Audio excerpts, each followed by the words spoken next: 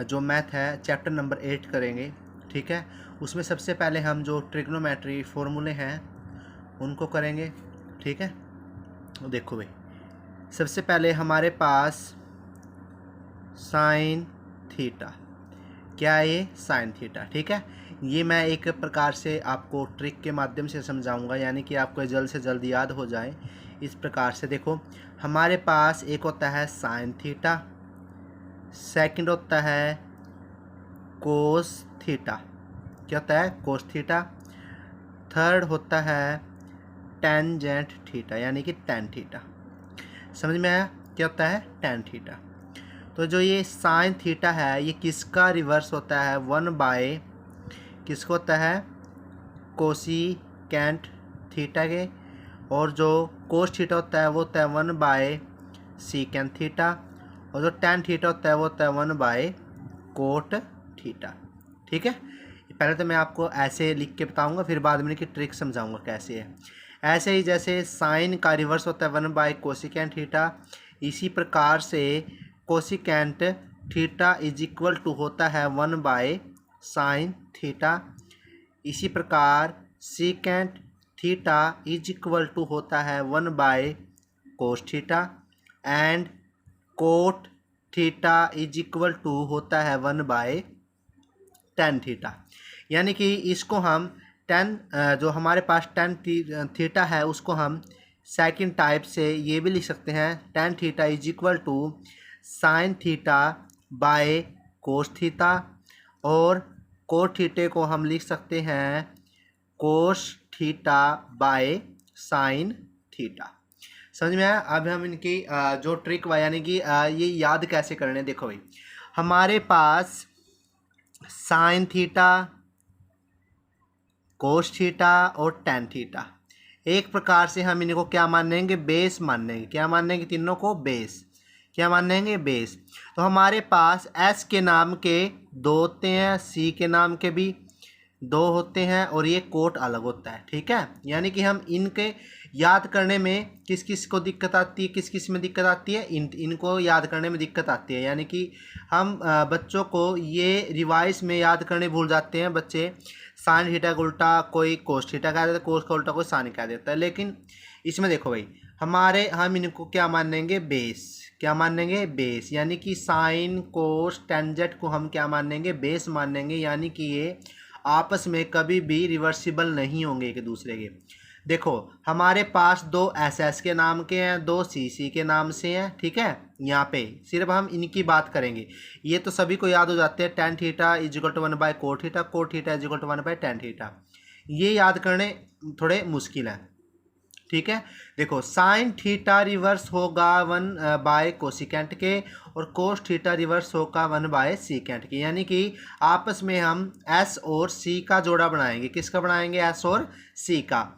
और आपको ये याद रखना होगा कि ये एस और सी में साइन और कोस आपस में एक दूसरे के रिवर्स नहीं है। तो इसमें साइन का थीटा का यानी कि एस का जोड़ा सी के साथ बनेगा, और ये हमें याद रखना होगा कि इसमें कोस थीटा तो आएगा ही नहीं, क्योंकि ये तो बेस में आ गया।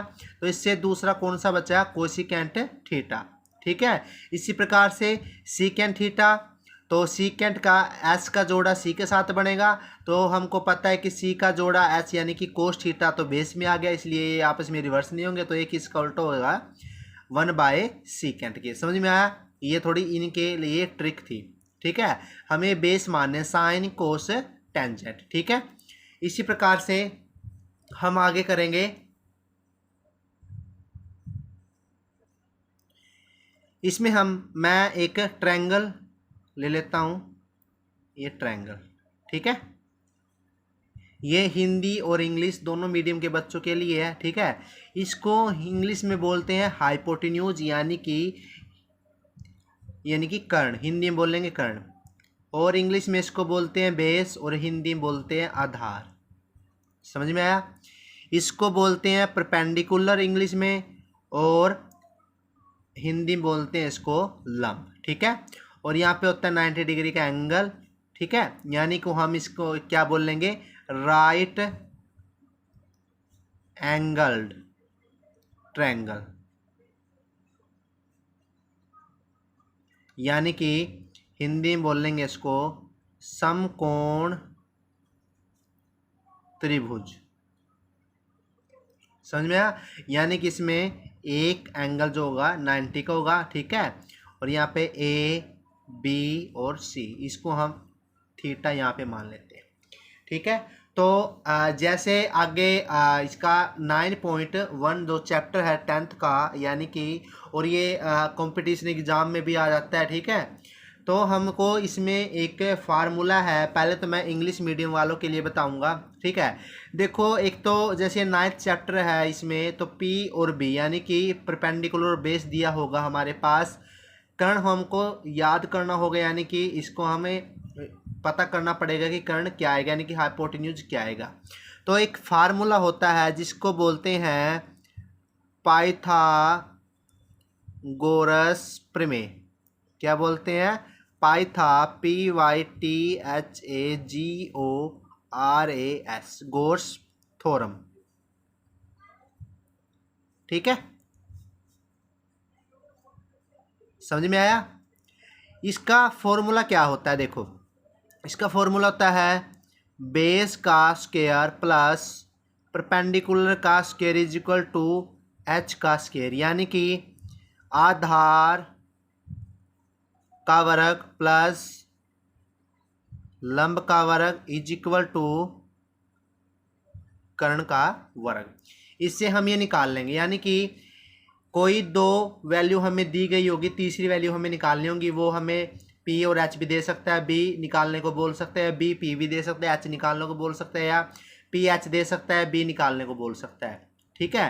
क्वेश्चन में हम इसको देख के पाइथागोरस प्रमेय के आधार पर इनको निकाल लेंगे, ठीक है। तो आगे एक फॉर्मूला है, क्या लिखेंगे? पी पंडित बद्री प्रसाद हर हर बोले। ये है इंग्लिश मीडियम वालों के लिए। किसके वालों के लिए? इंग्लिश मीडियम वालों के लिए। और हिंदी वालों के लिए क्या है? लाला आम लाया, यानी कि एल का मतलब है, ये के का मतलब है कर्ण, एल का मतलब है लंब, आधार का मतलब है ए। कच्चे कच्चे आम, ठीक है, दोनों के लिए एक ही है, ठीक है। इसमें देखो, ये मैंने क्यों लिखा है, क्योंकि हमें वहाँ पे sine theta, cos theta, cosecant theta, यानी कि हमारे पास जो 6 थीटाज की वैल्यू वो हमें निकालनी पड़ेगी इन फॉर्मूलों का यूज करके, ठीक है। जैसे ये है हमारे पास, सबसे पहले मैंने आपको बताया था कि बेस फार्मूले लिखने हैं। बेस फार्मूले हमारे पास क्या है? सबसे पहले हमारा बेसिक फार्मूला है साइन थीटा, उसके बाद कोस थीटा, उसके बाद टेन थीटा। ये याद करने की, ठीक है भाई, ये आपको सबसे पहले ये याद करना पड़ेगा, साइन कोस टेंजेंट, ऐसे। तो हमें पता है टेन का रिवर्स क्या होता है? कोट थीटा, कोस का रिवर्स क्या होता है? सेकेंड थीटा, साइन का रिवर्स क्या होता है? Cosecant theta. समझ में आया?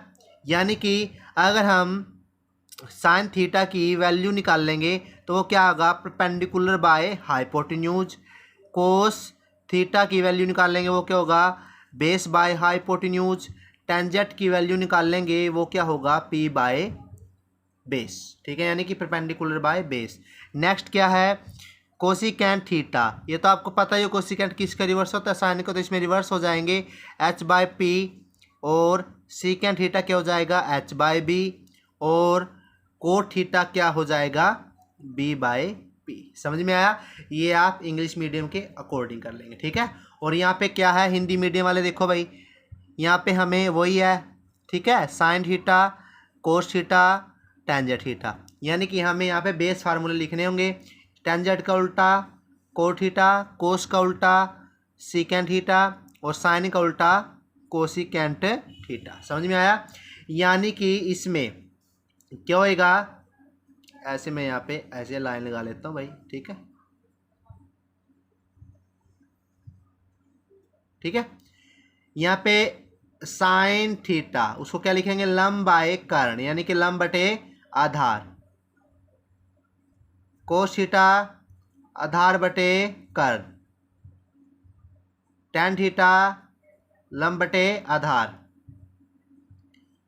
कोसिकेंट थीटा कर्ण बटे लंब हो जाएगा, इसका उल्टा होता है भाई ये, ठीक है। सीकेंट थीटा क्या होता है? कर्ण बटे आधार। और कोट थीटा क्या होता है, दार बटे लम।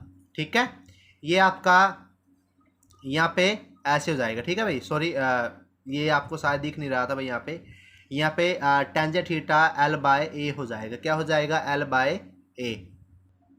ठीक है, अब आपको अच्छे से दिखाई दे रहा होगा ये, सॉरी मैं दोबारा बता देता हूँ, टेंजेंट थीटा एल बाय ए यानी कि लंब बटे आधार। ठीक है, अब तो आपको अच्छे से दिखाई दे रहा होगा इसमें।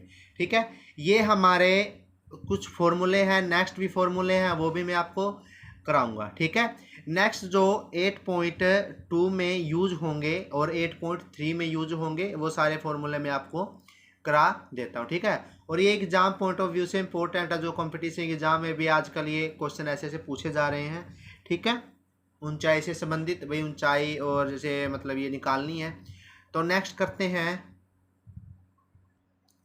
नेक्स्ट हमें वैसे तो टेबल करनी है जिसमें साइन, जिसमें थीटाज की वैल्यू निकालनी है। ठीक है, जिसमें ये जो मैंने यहाँ पे करवा रखे हैं, इसमें उनकी ज़रूरत पड़ेगी। ठीक है, उसमें इनकी ज़रूरत पड़ेगी, सॉरी। ठीक है, तो चलो इससे पहले यहाँ पे मैं पहले थोड़ा सा और फार्मूले लिखवा देता हूँ। यहाँ पे साइन 90 माइनस थीटा किसके इक्वल होता है, कोस थीटा के। इसी प्रकार से कोस 90 माइनस थीटा किसके इक्वल होगा, साइन थीटा के। ठीक है, इसी प्रकार सीकेंट 90 माइनस थीटा किसके इक्वल होगा, कोसिकेंट थीटा के। और कोसिकेंट 90 माइनस थीटा किसके इक्वल होगा, सीकेंट थीटा के। ठीक है, नेक्स्ट इसी प्रकार से टेंजेंट 90 माइनस थीटा किसके इक्वल होगा, कोट थीटा के। कोट 90 माइनस थीटा किसके इक्वल होगा, टेंजेंट थीटा के। ठीक है, इसके बाद एक टेबल आती है। ठीक है, टेबल मैं नेक्स्ट वीडियो में करवाऊंगा। और मेरे इस वीडियो को लाइक करना और शेयर करना और चैनल को सब्सक्राइब करना, ताकि आने वाली वीडियो को नोटिफिकेशन आपको जल्द से जल्द मिल जाए। Thank you.